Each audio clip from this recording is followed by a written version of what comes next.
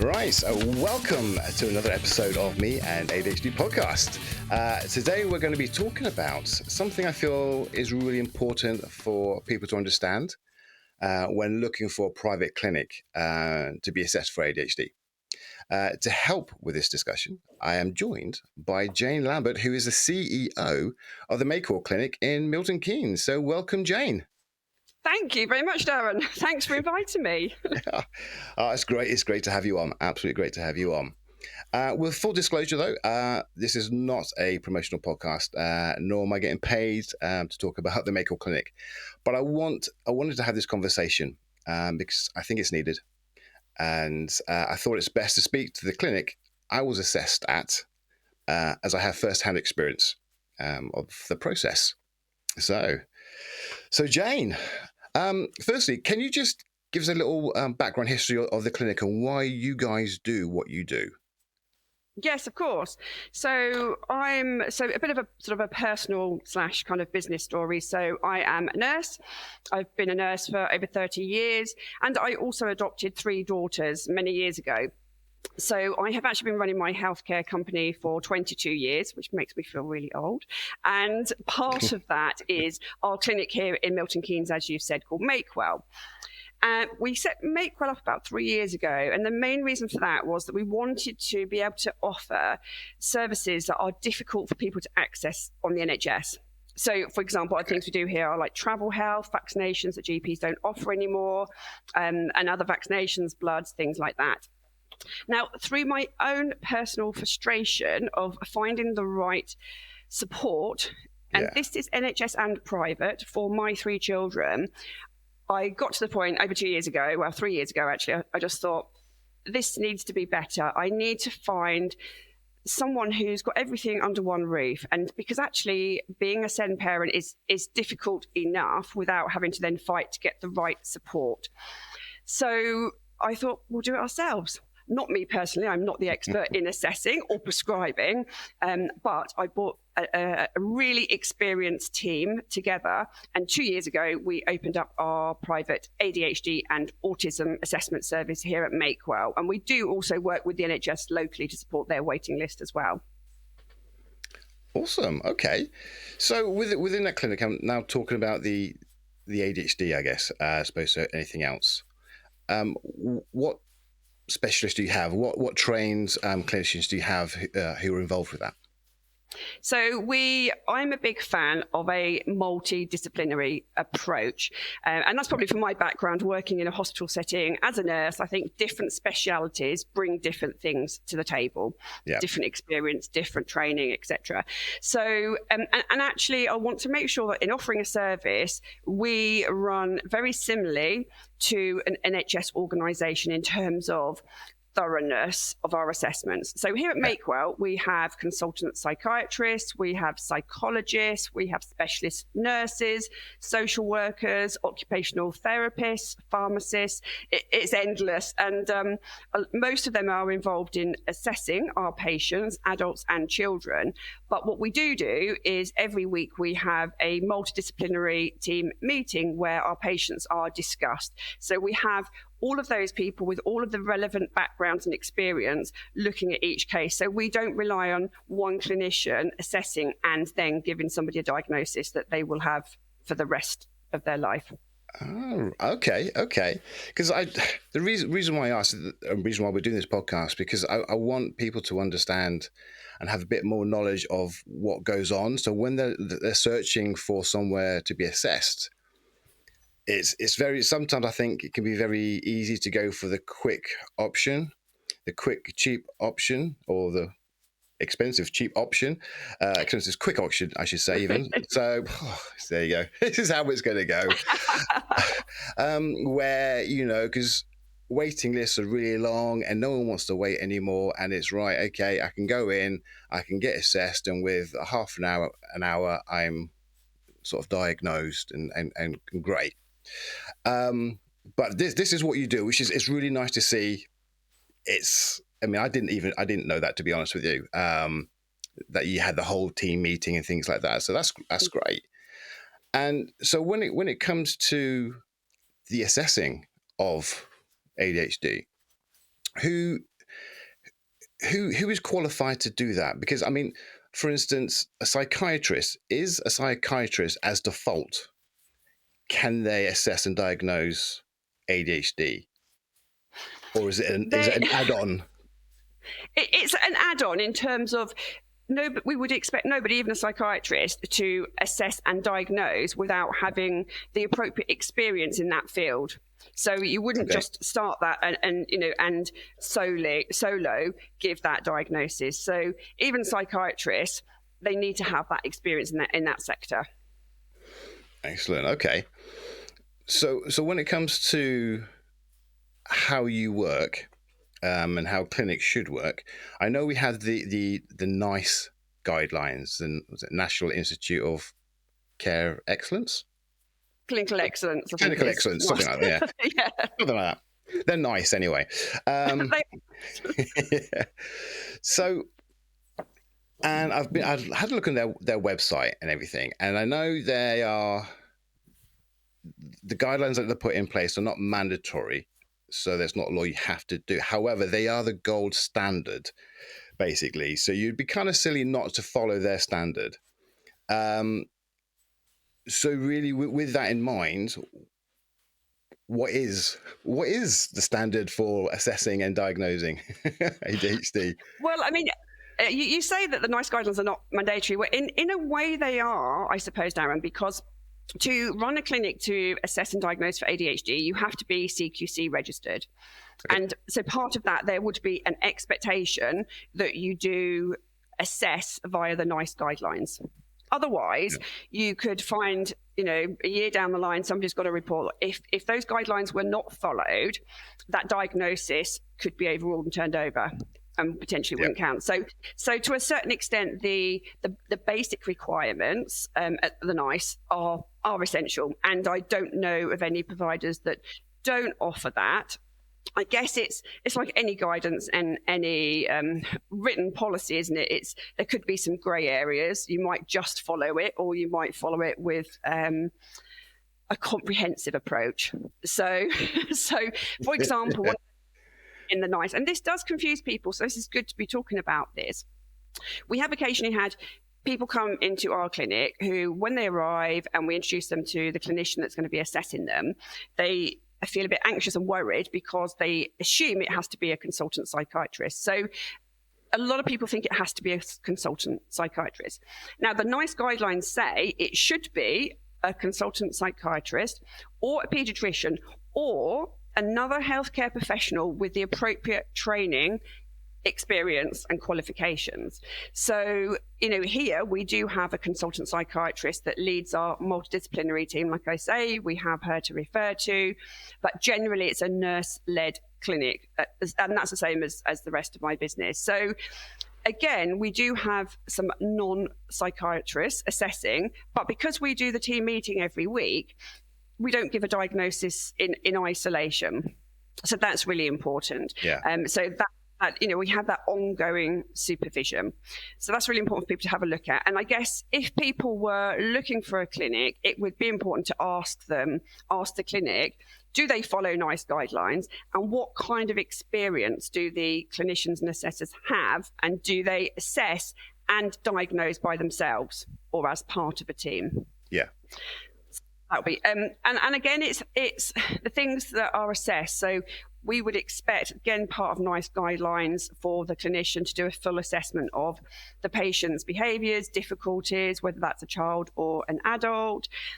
Have a look at their development and psychiatric histories. So actually, when you're assessing for ADHD, you have to rule out lots of other things to be able to rule in ADHD, if that makes sense. So yeah. Because actually the signs and symptoms of ADHD may be things contributed from, say, trauma. So it's not always that black and white. We do also send out paperwork, which I believe most clinics do, in terms of questionnaires. There's a questionnaire called Connors that we would then expect, say, a parent, if it was a child, the school, if it was a child, to complete. And if the child was old enough and able enough, 12 plus, for them to complete as well. So looking at lots of different angles, pull that information together. We also use what's called a QB test here, which we can use because we're a face-to-face clinic. That's above and beyond so you don't have to have a QB test as part of the assessment. We do because I'm a firm believer on best practice, and if and this is NICE approved, so if there are tests that will contribute, none of these in isolation can diagnose, but if there's more information to bring to the pile and to the story, then why wouldn't we? Exactly. No, exactly. Yeah, I did do the QB test. Was it the most boring 20 minutes of your life? I know the answer to that. that was difficult. That was difficult to concentrate for that 20 minutes on what you're meant to be doing. But no, I understand. I mean, the results you get from that were quite compelling. So yeah, why not use the things? Why not use anything extra that will contribute to either be it the positive to back up what you think, or negative of diagnosis. So, okay. So when you're assessing, is there a minimum amount of clinicians need to be involved actually face to face? I mean, I know I had 2 people, but is that standard for you guys, or is that standard across the board? Or Sometimes we might do if we've got clinicians available, but for ADHD assessments you only need to have 1 clinician to carry out the assessment. People might, if they're looking for a private assessment, if they're looking for autism, you do have to have 2 clinicians to assess for autism, 2 separate clinicians. But for ADHD, it only needs to be 1 clinician. Okay. Where, and I've lost my place now. You were lucky, Darren, you see. You were just popular. It was really good. And the one thing that really is stuck in my head was when I turned up. It was just after I watched the Panorama documentary. I'd paid a deposit, whatever it was, had it all booked in. I can't back out now. However, this is not looking good in my head from what I see in the Panorama, because Panorama is, it's Panorama. And I spoke to the clinicians then about it. So I'm really, really worried about this because, I want to have the information. I want to have the answers, but I want it to be the real answers, the right answers. And I don't want this to be, a load of rubbish. And they were brilliant. They were really brilliant. We talked about it, and they put me at ease, and they gave their thoughts about the program. And to be fair, it probably wasn't the best Panorama rounded information wise that I've ever seen. And but they were brilliant. And I know I spent about 4 hours that day overall with them. So that was a lot longer than I think 20 minutes or half an hour that some of the people were being seen on the Panorama. That's right. So yeah, they were really good. And I think I felt they did their job really, really well. So good. Very, very yes. Since I'm speaking to their boss, so yeah, no, I was, and I've spoken to a lot of people. And I've heard a lot of people and the posts and things about their journey and what they've gone through and how their assessment was and what they had to do and things like that.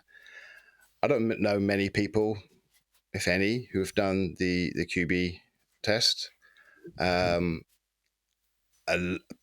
lot of them, time-wise, has been anything from like sort of half an hour, a quick half an hour, up to like a 1 or 2 hours. So it's very varied. So it's interesting, I guess, for me to think about who should I recommend to do things, because or to go, if I know anyone who wants to have an assessment. For me personally, I've got to look at the the depth of what they go and the size of the report that they give. And I know my GP said for share care, it has to be and I quote, a robust Yeah. report. And I know you did a huge report with a lot of information in. And that's good. And not a lot of people are getting that. And I can't understand why. I don't understand how they can do what they do and give a diagnosis and everything that they need to do, but not give a comprehensive report or not spend a lot of time with that person. And I think a lot of people are going to the wrong people, I guess, which I think is shocking. And there's a company based in the States. I won't say the name because I don't know how this all works on legal wise on on podcasts or anything. But you know, they do assessments and everything, and the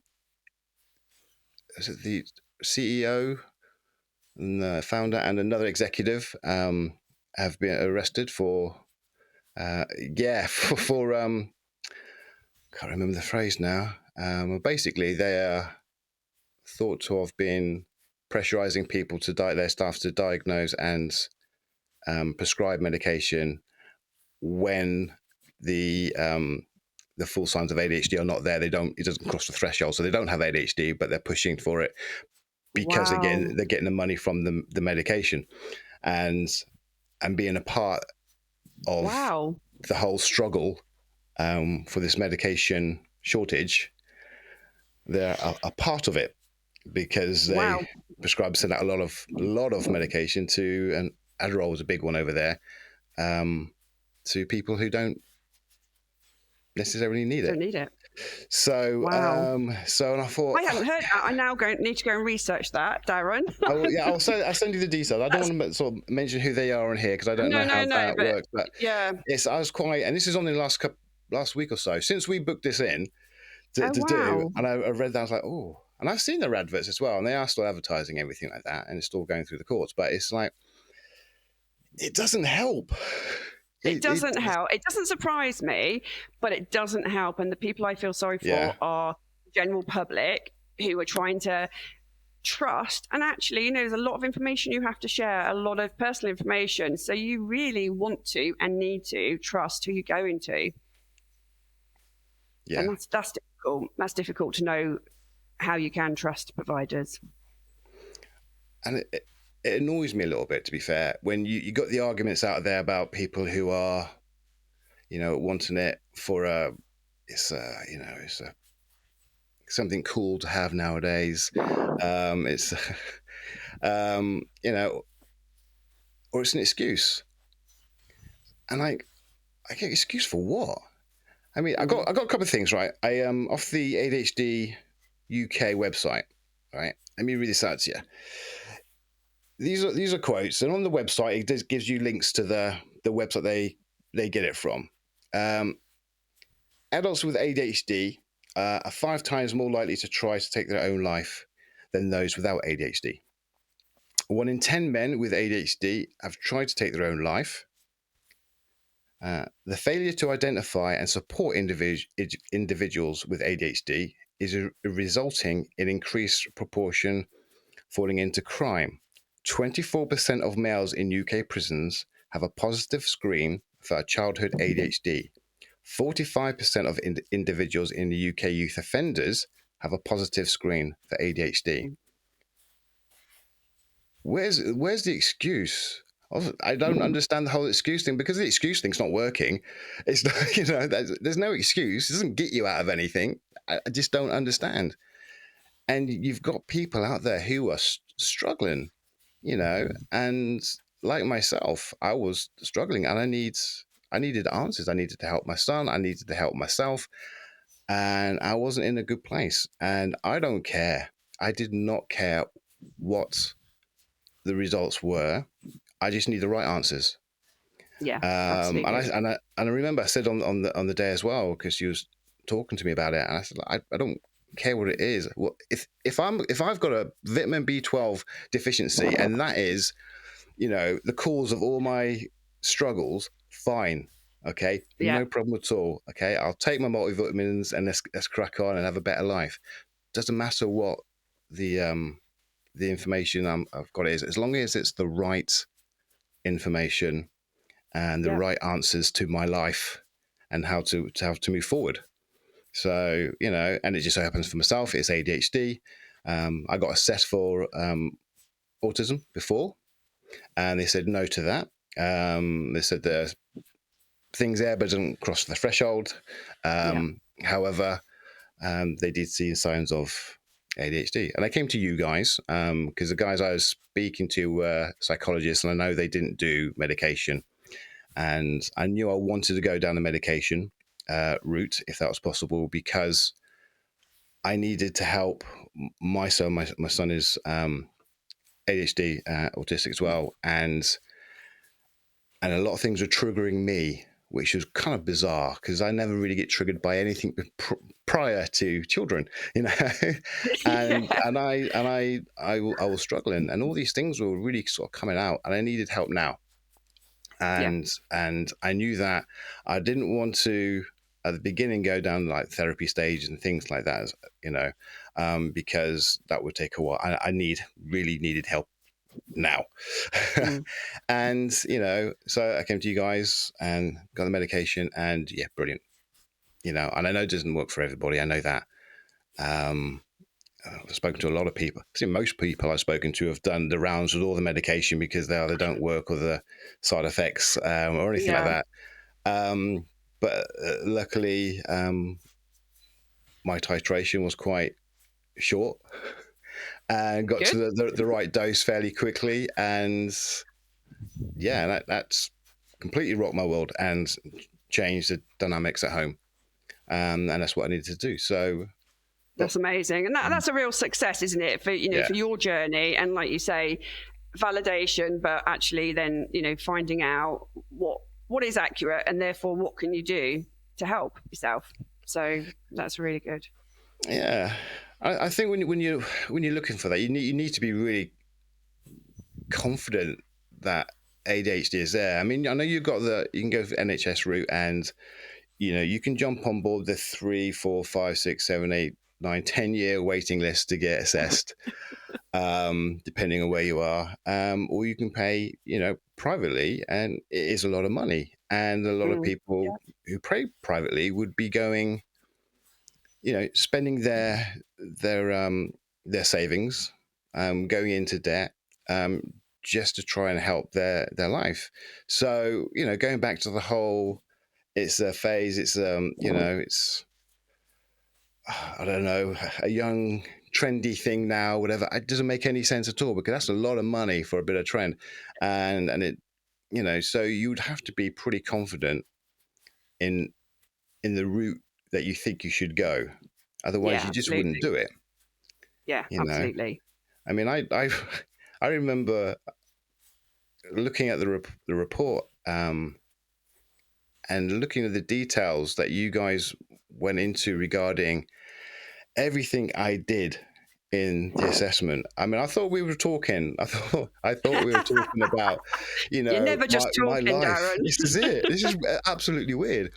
Talking about my life, and and what triggers me and how I feel about this and that and the other thing, and I'm writing down, my how many times my foot was moved, and and how many words I used to describe stuff. And he's like, oh wow, they were looking. All right, I was like, all right, I'm so glad I didn't pick my nose at any point. So I was really really impressed in what they were doing, and it gave it filled me with confidence, that they Yeah. were actually taking note of what I was saying, and not just what I was saying, but what I was doing as well. So, but it's yeah, I think it's really really odd that you don't get that everywhere, which is a real shame because people are struggling, and this is one Well, of the reasons why yeah. this is one of the reasons why I do the podcast, so I can. Well, the main reason to do the podcast is that it was therapy for me. But then I started talking to people, and I wanted people to have a place to have their own voice because I didn't have a voice for a long time, and I've want it to be a safe place for people to come on and just tell a bit of their story, good or bad, and not be judged. And Absolutely. and there needs to be a lot of places like that, more places like that, clinics, podcasts, support Yeah. groups. There needs to be a lot more. But hey ho. Well, you've made a good start. They all come. We need more people like you, Darren, doing your bit, and like you say, creating that community, sharing the knowledge. Trying to. Yeah, I think you've got to, because there's lots of things. I mean, after the diagnosis, I've just putting the pieces together where it all fits in, and what bits have affected me the most, and that's come sort of post diagnosis, I should say.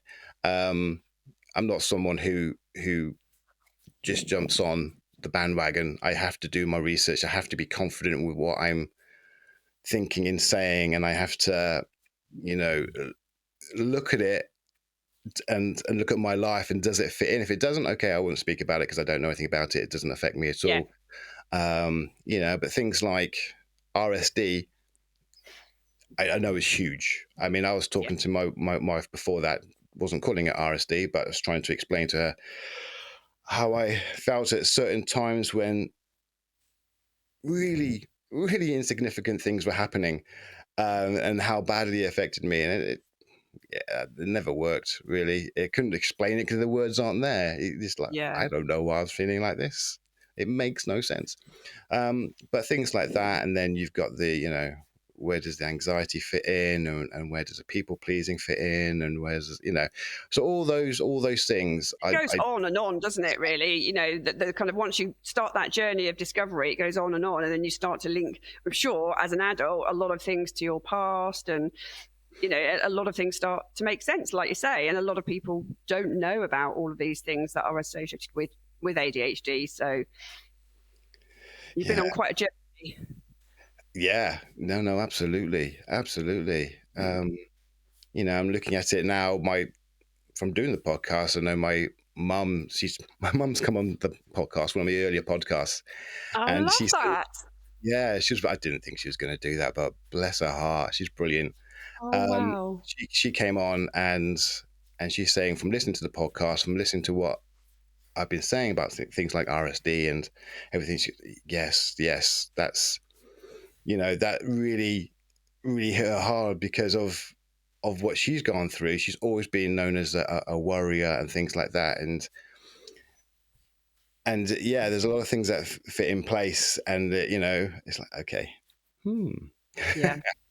now my sister's been diagnosed. She's out in the States, so the diagnosis process over there is different. Yeah. But she's diagnosed, because when I got diagnosed, I'm like, yeah, my sister's. That is so common. The amount of people we know that exactly that. You start to look at your immediate family around you, because we know, it's so hereditary, and then you start to, the more you discover and learn about it, you start to notice all of those things and sort of put the piece of the jigsaw together, don't you? Yeah, you do. It's a really weird thing. It's a really weird thing. I mean, I only started the journey because of trying to help our son, and trying to work out what was going on, how could we support him, and all that. And it wasn't until I started doing that I started looking at the certain things, thinking, "Ooh, Yeah. ooh, that is me. That is very much me." So yeah, and going through his journey of discovery, I guess, and support for him. That's what made me go for it as well, because I was struggling. If I wasn't struggling, I wouldn't have done it. No. Because It's got to be a reason, isn't it? It's got to be a reason. What you want out of that. So why do you want to be assessed? And like you say, what do you want out of it? And so if you're not struggling, then there's nothing that necessarily needs addressing. No, absolutely. I mean, my past is my past, and if everything was swimming quite nicely, no, I wouldn't have done it at all. I mean, ADHD wasn't even in, it wasn't a thought at all, No. until we started to try and help our son. And then it was a case of, yes, okay, if that's the case, if I can get that sorted, so to speak, then I can help my son. And that's the reason Yeah. I did it. And it worked, which was great. But like you said, if you're not struggling, there's No, no point. absolutely. And I sometimes get adults asking me, they think they might have ADHD. Is there a point in being assessed? And so, I always straight back to them for that reason. Well, if you're not struggling in any areas of life, and you've made your own adaptations and strategies, even if you have got it, if there's nothing you need to or want to change, then probably not. If you're curious, maybe, but it's more about if there's things that you want to identify what the issue is and make changes for your quality of life. Otherwise, then a lot of adults have gone through many years of creating their own strategies. Yeah. Unknowingly. Yeah. No, absolutely. I'm one of them. Yeah. I remember when they were asking me, am I disorganized? And do I forget things? Excuse me. And I had to really think hard on how to answer that, because I'm not, because everything I need to remember, I put down straight away on my phone. My phone is always with me. My phone is always with me. Wherever I go, it's in my pocket. I don't go anywhere without it. Yeah. So I put everything in there as a reminder, multiple reminders, the alarm's going off, all the rest, all the time. So because of that, I don't really forget anything. And Yeah, I am you've quite... already developed your own strategy, Yeah. in what we recommend, lists, alarms, reminders. You've done that. Yeah. And that was mainly because I think, looking back, 'cause I've been doing it for years, was my people pleasing when I'm at work. And I know it's the RSD now, and I hate to let people down. I hate that feeling of doing that and being late for work, or being late for a project, or late for a deadline, anything like that at all. I can't bear it. It's a horrible feeling. So I did those things to stop those things from happening, and it just sort of carried on. And I know things that are not if they're not down in my phone, because I do miss things. If it's not on my phone, I'm probably going to forget it. But most of my life is on my phone. I'm a stay-at-home dad. There's not a lot of deadlines or anything like that I have to, but even medication is down there. Well, life. There's a lot to remember in life. This is it. Absolutely. So shopping, getting up. Yeah. So yeah, everything in every day, everything's Brilliant. down there, and it does help. It really, really does help. But what I struggled with is the getting overwhelmed with certain things, because my head. I put a post out the other day, and it's like I said, my brain is like a car stuck in third gear at 30 miles an hour. Okay, on a flat road. Okay, brilliant, doable, absolutely doable, fine. But every bit of noise or extra task or stress or anything added onto that is like adding another 10% incline. Still stuck in 30 miles an hour in third gear. And after a while, not after a while, actually fairly quickly, the car will start to struggle, rider get all jerky, and then it'll stall. And that's very much like my brain. So I get overwhelmed very, very quickly. I understand now. Didn't know what it was beforehand. That's a massive thing, actually, in recognizing it, because things like that, once you start recognizing it and understanding it, like you say, then you can use strategies to try and recognize it early, or even prevent it. So and it's things like that, isn't it, that a lot of people don't understand what's going on for them, but actually once you do, then you can learn how to deal with it and prevent as much as possible. So it's a huge thing. It's a huge thing. But yeah, so there's a lot to learn. There's a lot of information sort of out there. I just hope there's a lot more clinics going above and beyond out there that people can have connections with and find out about, because the right help is needed. And and even if knowing what I know now, even if you do get help and do get assessed, one thing you got to do if you're going through private and you want to do shared care, you got to make sure first of all that the GP will take on shared care, because Yeah. the GPs are under no obligation to take on shared care. So yeah, you need to make sure with your GP first of all, and which I did.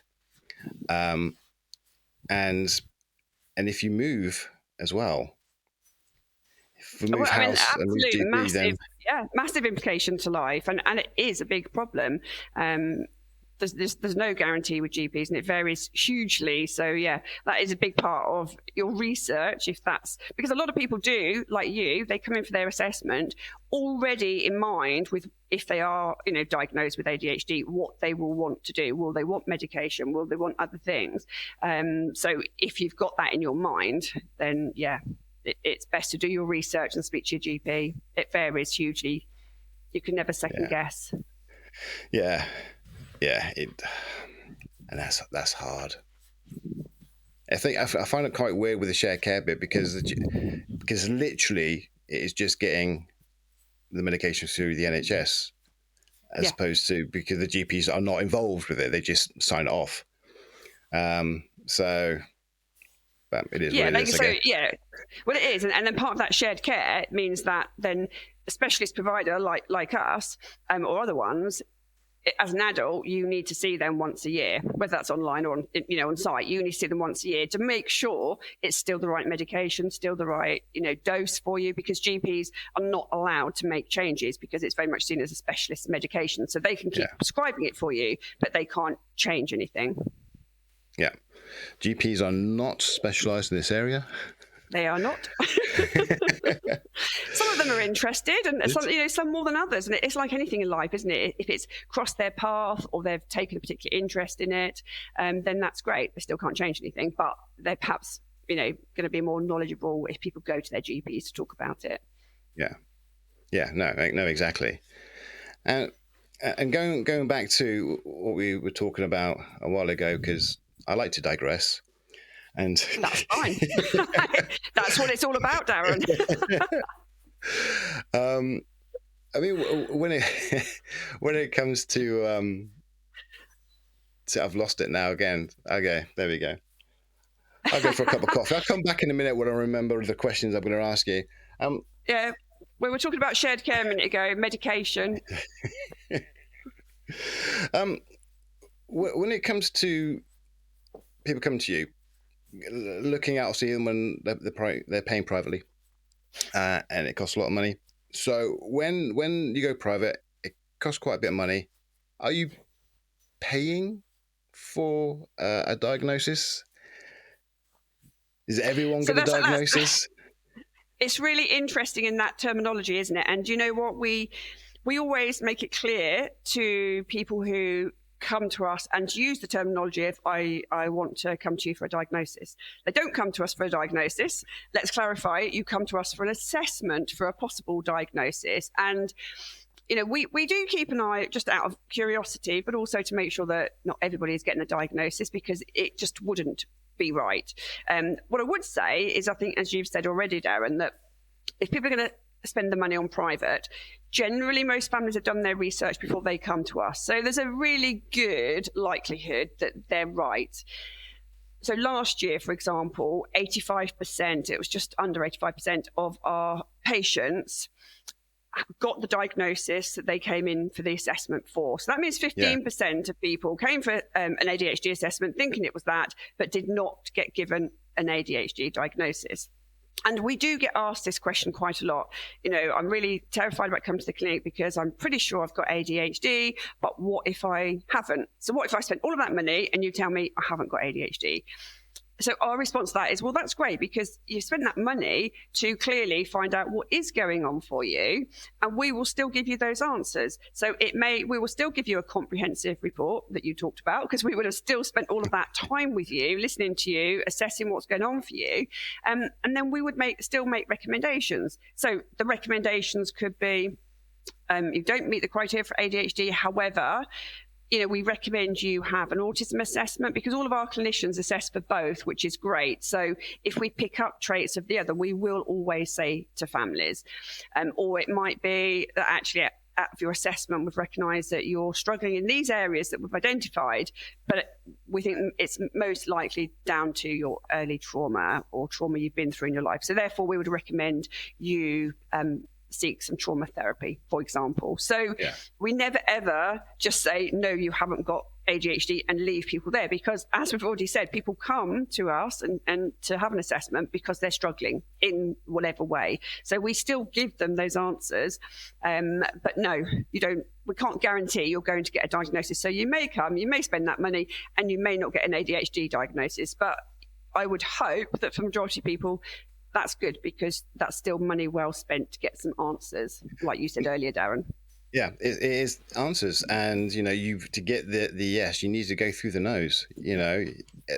A part of the journey and part of trying to understand yourself is not just understanding what is going on, but also understanding what isn't involved in that. Yeah. And it is a process of elimination. If you don't eliminate anything, Yeah. So no, that's again good to know. And is that standard practice as well to give? I don't know. I don't know other providers well enough to comment. Yeah.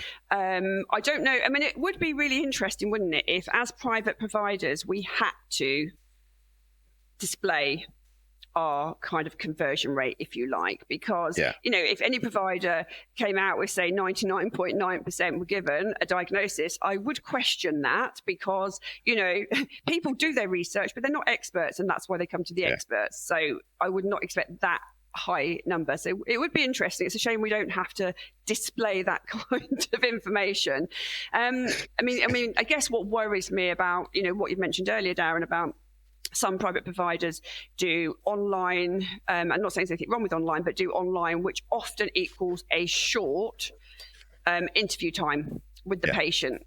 That worries me in terms of the complexities that people have. We're all complex, and actually, our clinicians spend, like you say, 3-4 hours with our patients face to face, but that amount of time to really, really dig deep to give accurate answers. So, it does worry me how a diagnosis can be made in a very short period of time where there's no real room for expanding on anything.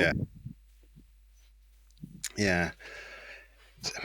Do you see a kind of a standardization coming at any point in the future? Because it's all up in the air at the moment. It's all out in the news. They're talking about overdiagnosis and all the rest kind of thing. Do you think at some point they're going to come with right, this is what's going to happen. This has to be, only these people can do it. It will take this long. This is what happens if it's a yes. This is what happens if a no. Do you think that's the way it's going to go? I think, it's a huge problem, isn't it? It's a huge problem. Even private, clinics have long waiting lists, but, you stated some figures earlier about NHS. It's broken. It's totally broken in lots of ways, but it's totally broken in this sector. Because of my NHS background, I do have quite a lot of conversations and meetings with quite senior people in the NHS discussing how we can improve this. The NHS, I think, are concerned about the varying standards of private providers. So what I think, or what I would like to see happening, and I think it would make sense, is for the NHS to almost create an approved list of private providers where they're satisfied at the standard of the assessments, because the NHS cannot cope with the numbers going through. And, we know, as you're saying earlier, Darren, it has a huge effect on people's day-to-day and quality of life. So to go on an 8-year waiting list, what happens in those 8 years? So that's a massive chunk of people's lives, especially when you're talking about children on a 3-4 waiting list. That's 3 or 4 years of their education that can be hugely affected, their socializing, friendships, everything. So, I don't think the NICE guidelines are going to dramatically change. That's based on many, many years of evidence. I think it's more likely to be how the NHS will embrace private providers to support more, but I think there has to be some more deep diving into standards. Yeah, I think a lot of people agree with you on that one. Yeah. Okay, so with mine and a lot of other people I've spoken to as well, the route I chose was medication. Yeah. And I know it's not for everyone, but how well does that work? How good is medication regarding ADHD? It's difficult. I mean, I can't put a percentage on it because people are not like that.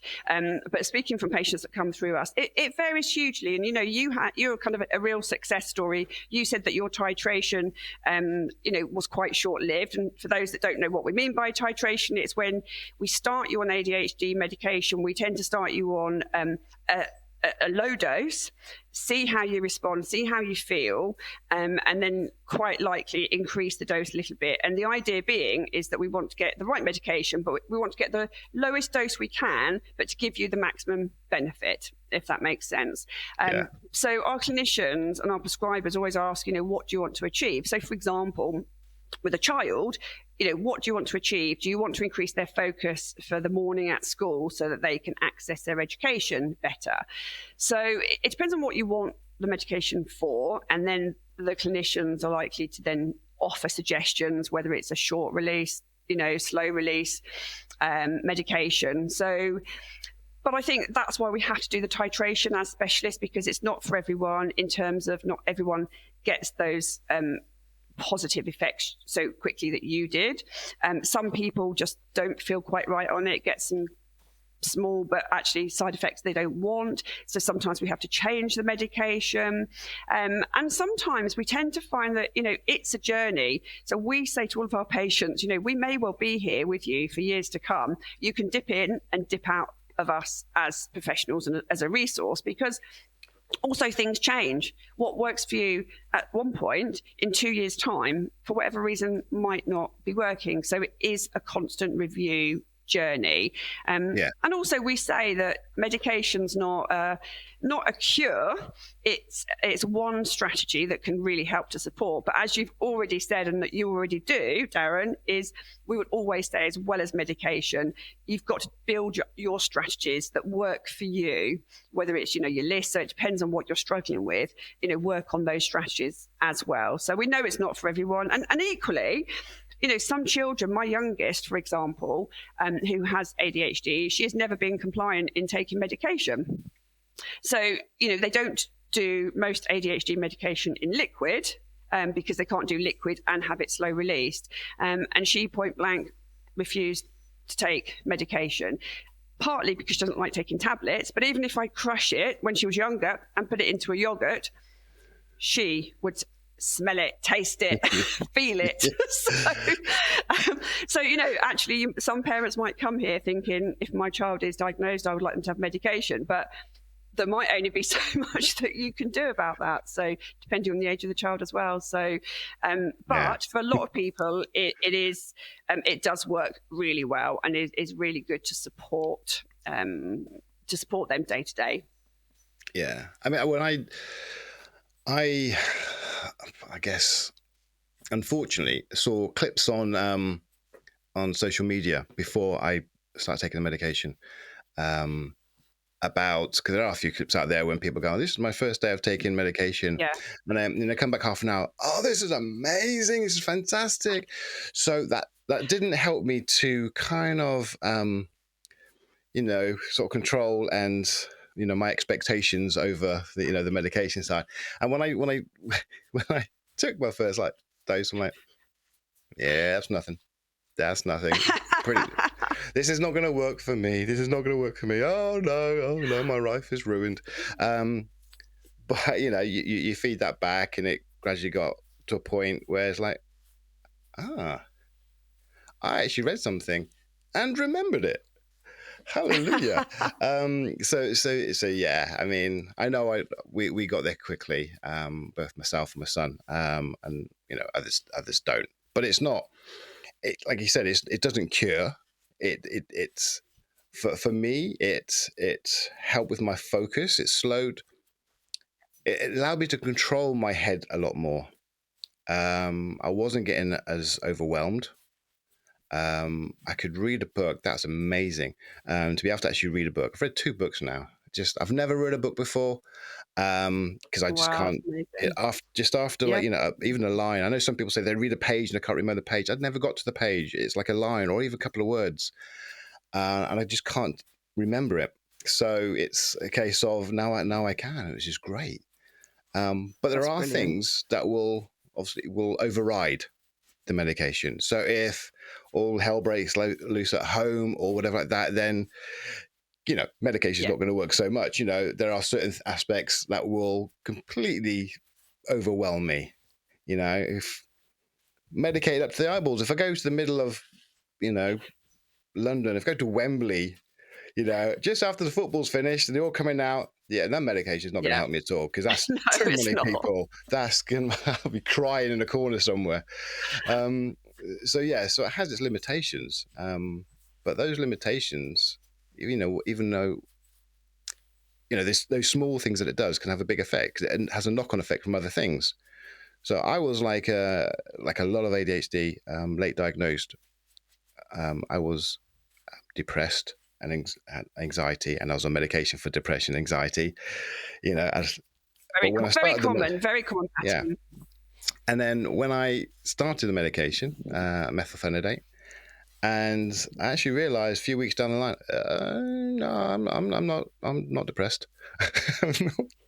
Nope. Why was I taking those medications? Because didn't do really anything for me. This medication is brilliant. It's probably the best medication I've ever had to do anything for me. Yeah, So it's so I stopped all that. And then because my focus was better, because my head was slower, I wasn't getting so overwhelmed. My RSD wasn't as bad. It's still there, but it wasn't as bad. The anxiety is still there, but not as bad. The depression is gone. And there are other little bits around my life that's, although the medication doesn't affect directly, what it does affect has a knock-on effect to that aspect. So I guess it depending on as well what you need it for. yeah, very much so. What your struggles are in your life. Depending on how you feel it's worked. For me, it is life changing in regards to my life now. My life Yeah. 20 years ago probably wouldn't be life changing. Um, but now, yeah, no, absolutely. Um, could have done like 40 years ago when I was at school. Then yeah, that would have been good. So Yeah. I could have actually listened in the class. We should have. Never too late, eh? Never too Yeah, late. this is true. This is true. It is. I don't think I'm going to be a reader. I don't think I'm going to be, some people just like read books after books after books. I don't think that's going to be me. However, I'm going to start my 3rd book soon. And Well, that's impressive. yeah, I've never been out really, and it's been so hard. One of the things I did to help with my son and do the research before we got to the ADHD bit, I did a couple of online courses in mental health, introduction to mental health, and I think it's like I don't know, 8-week course, whatever it is. But every week you read for an hour every day, and then you took a little test at the end, kind of thing. No, I forgot what it was like to actually read things, Yeah. and it was the most painful thing I have ever done. It was so much worse than the QB test. Oh It, no, I never thought I'd hear you say that. it was, yeah, man. It was because they said, an hour a day. No, luckily I'm a stay-at-home dad. So I was Yeah. reading this 8 hours a day, 8 hours to try to get, because I was reading it again and again and again. So I must have read it 50, 60, 100 times in, Oh the amount of wow. times that someone would have read it once, just to try and get the information come in. And Yeah. that was the only thing that kept me going. The only thing is I have to do this for my son. Yeah. There is nothing else in this world that would have kept me going, because that was just way too much. Way Did too you much. pass it, Darren? I did, yes. Well done. I did. I did. It was worth all those hours then. It was. I don't remember it Got that anymore. information. I'm sure there are lots of subtle things that you have absorbed. Yeah. But it's been a hell of a journey. It's been a hell of a journey. But okay, just finally before we finish up, because I know I've kept you here for quite a while. It's been lovely talking to you. And Likewise, Dan. what do you think clinicians or clinics, I should say, in the industry, what do you think could be done better across the board? What do you think could be done better? I guess this is down to what I wanted to create here at Makewell, because I felt that things needed to be better. And that's not just private, that's NHS as well. So one of my biggest bugbears in the NHS is that if you're on a waiting list for ADHD, you will probably be seen by a completely different team and department than if you're on a waiting list for autism. Yet we know they so often coexist. So that's why one of the things that I wanted to bring to Makewell, and I totally recommend to other providers, is to be able to assess for both individually, but also offer combined assessments. And again, because we have clinicians that are experienced in both, if they come in, say, for an ADHD assessment, we will always say, at the end of it, we see traits of autism. It may well be worth you having an autism assessment. Again, depends if it's going to add any more value to the outcome for them or their child. Yeah. We then still only charge the difference at what we call a top up, as if they'd originally paid for a combined. So they don't have to commit to a combined straight away, if that makes sense. So I think being able to offer both, because they so often coexist. And we do see sometimes, for example, especially in children, if a child has both ADHD and autism, sometimes we need to work out what to treat first. And although we don't treat autism directly with medication, if, for example, the child's anxiety levels are through the roof, we may actually decide to treat that anxiety before we treat the ADHD, because sometimes ADHD medication might make someone's autism worse. So for me, this is about looking at our patients holistically, not per condition, if that makes sense. And I guess also, and I know it's easier said than done, but I think having everything under one roof, so being able to prescribe, because we know that, I've never wanted to be a diagnose and discharge service. We know that actually for patients, getting the diagnosis is the start of the journey, and we want to be here to support them. And we do offer a service where if patients have been assessed by other providers who don't prescribe, we will meet with them and take on their care to prescribe. But we do at that point ask for a copy of their assessment report, and we've never really had any major problems, but we'll do that as long as we're happy with the standard of the assessment. And therefore, we're confident that we are prescribing for ADHD that somebody actually does have. We always review that before we'll take on somebody. But it just makes someone journey. You've got ADHD, I always see it here as being the light at the end of someone's tunnel. You found us, we'll hold your hands, we'll try and make this part of the journey as smooth and as comfortable for you as possible. If it's this, we can support you with that. If it's ADHD and you want medication, we can support you with that. If you're local to Milton Keynes, we're a pharmacy, we can dispense it. Just trying to make some of those things easy, because there's nothing worse in life, is there, than having to go on one waiting list and then go and find another provider. And if you've put so much effort in finding a provider who you trust, and you're like, great, you've got a diagnosis, but now you need to go and find somebody else to do the prescribing. So I think actually providers can learn. For me, that makes common sense. Just that package makes common sense. We're going above and beyond. So we now offer things like mental health assessments and therapies and all the support now that goes around it that people can dip into if they want and if they find it helpful or not. But yeah, I think that is important. And I guess a lot of providers are now, because of COVID, and have stayed as online providers. And I guess that what we love about offering face-to-face is it gives patients choice. And, our patients travel from all over the country to us because for them, it's important to be seen face to face, as important as it is for us, because it builds up that rapport and that relationship, because it's not just for that one day only. It's likely to be an ongoing journey with them. So yeah, providers, I think it varies what people want. But we see a huge demand for face-to-face.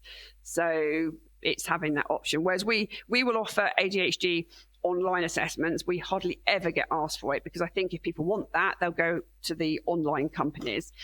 Most people come to us because they want the face-to-face element. So I guess there is that difference out there, but I just want patients or the general public to understand what they're buying into. That's brilliant. Thank you so much, Jane. Thank you. It's a pleasure, Darren.